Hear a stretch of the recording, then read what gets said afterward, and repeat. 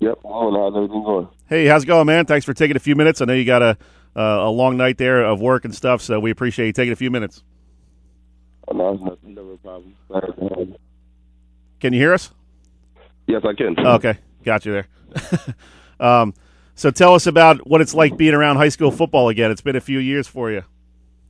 It's exciting. It's exciting, especially doing it for such a great high school at St. Joe's. I just love it. It's just nothing like it. Is it strange to you now to come back and be in your early 20s and now looking at these kids and seeing, hey, I was one of these guys, just 5, 6, 7 years ago?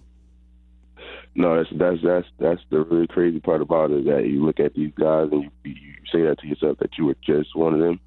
So everything that they go through and that they do is relatable. So I kind of got to give them that reminder that I've been there before. I've been in those shoes, the situations that you guys face. I've just been there. I've just done it a short time ago. Now, do these guys know how big of a stud you were at St. Joe? Yeah, Coach always reminds them. Coach always reminds them. Can you still get after it in some of the drills with these guys? I really applied myself. So what's going on with this St. Joe team? I mean, we weren't really sure about what they would be early in the season, but the last, say, 4 or 5 weeks it really hasn't been challenged in any of these games. I mean, they're just crushing people. Actually, the season was going pretty smooth early in the season, but I feel like the last 3 or 4 weeks have been a bit challenging. We faced some adversity, and the guys that really responded, I feel like that was great going into these playoffs. It was a big deal for us to face those tough opponents who gave us a game. And St. Augustine, and then you got Allentown gave us a tough game in the first half. Uh-huh. So it was pretty good. Then you got some teams that kind of got a bit chippy with us, who they just helped us keep our composure and just a challenge in different ways. Now, Coach, how would you like to have run behind this offensive line when you were in high school? I mean, you're talking well over 1,000 pounds with these 5 guys, some big dudes up there up front. Yeah, this is like a new era for St. Joe. We're finally getting some of these bigger kids, so it's amazing to see the job we're doing recruiting and trying to bring in some of the best players from all over and the best kids. Coach, tell me about Kaiwan Townsend, this outstanding young man, running back, linebacker,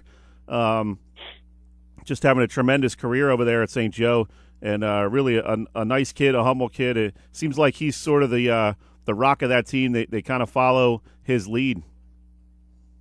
It's just a great kid who is a product of definitely just hard work, a lot of hard work, a lot of hours put in.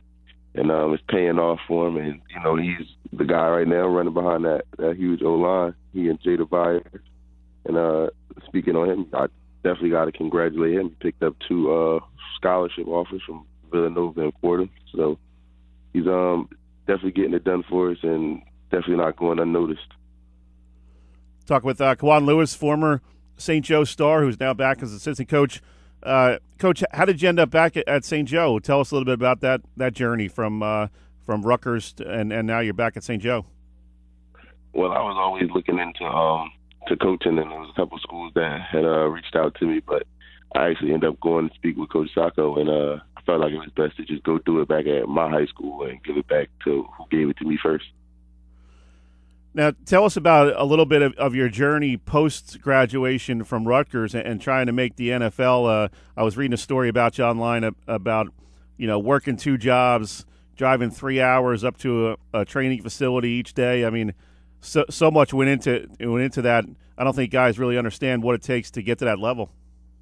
Oh, yeah, it's definitely a lot of hard work you're dealing with, talking to various scouts who are telling you whether it's a chance or a tryout and different things like that. So sometimes you got to put your actual life on pause to actually go out there and continue to chase the dream. So I was actually working in the casino, and then I had some teams who were still contacting me and after the draft and was talking about bringing me in for working me out and tryouts and different things like that. So I was actually driving up to North Jersey, train and prepare myself for these workouts, as well as going to work that same night. So it was a lot of hours put in. It's a lot of hours put in. For real, man. How'd you handle that mentally? I mean, that's such a grind. Well, I'm used to it. You go back and just see what we do in St. Joe, because it literally started, I could say, in high school, that you got to be fully committed to the process. We put in a ton of hours at St. Joe. Like, it's not just about the players. The families have to be committed. So the commitment from myself and my family as a high school 14-year-old was already instilled in me as a child. So going forward, when I was a 21-year-old trying to do it for my dreams, it was pretty much easy to do it. The tone was already set. Talking with assistant coach for St. Joe, Kaiwan Lewis, and Coach, what's it like now working with Coach Sacco? Do you have a different view of him than maybe you did in high school? I always knew that he worked extra hard. Now it's just that I feel a lot more the time that he actually puts in, that he actually cares about what's really going on, and the way he wants this program to be running, how he handles everything. I'm a lot more closer to his process. Do you get a better understanding of maybe why he was so tough on you in high school? I know when you're a high school kid, it's kind of like, man, coach is always on me and won't ever let up, and you kind of get frustrated with it sometimes when you're 16, 17 years old. But now that you're out of college and all that, do you kind of see what he was thinking when he was getting on your case and that kind of thing? Yes, I truly understand exactly what was going on now, more than I did when I was in school, because now I got some of the same kids that are playing for us now who are kind of like, why is he like this? Or why do we have to do this? Or why do we have to do that? Whereas though now I'm side by side with him, I get to understand and see exactly why we're doing what we're doing. And it all makes sense every time we go out there and achieve another victory. Now, Coach, one thing that I learned when I was helping coach baseball down at Vineland, Coach John Malatesta, and this is something I'll never forget about high school kids, is he would always tell me, don't bang your head against the wall trying to teach them something if they're not ready to learn. Let them fail and understand that they need help with something, and let them come to you. And I thought that was great advice to really, when you're talking about high school kids, let them kind of figure it out on their own a little bit. And when their way isn't working, then they're going to come to you as a coach. That's definitely a true statement. We kind of similar ways to go about that. We just try not to fail on game day. But we go through those things in practice and teach the kids how to practice. A lot of kids have to learn how to practice. Right. A lot of people don't understand that you practice.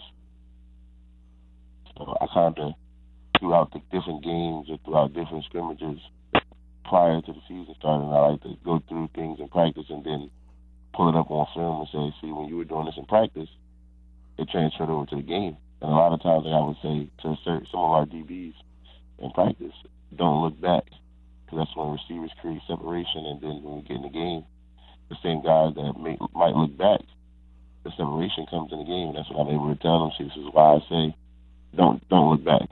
So I just kind of give examples throughout the week and throughout the season as to small ways that can help us big time.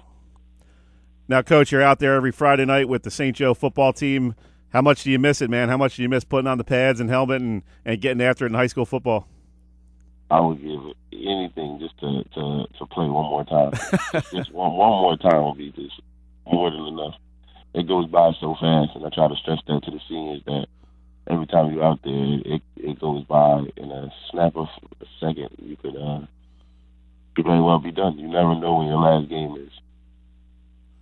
Great stuff. As always, Coach, we appreciate the time this morning, and take some time off today, get some rest. I know you guys got a couple of big weeks ahead of you.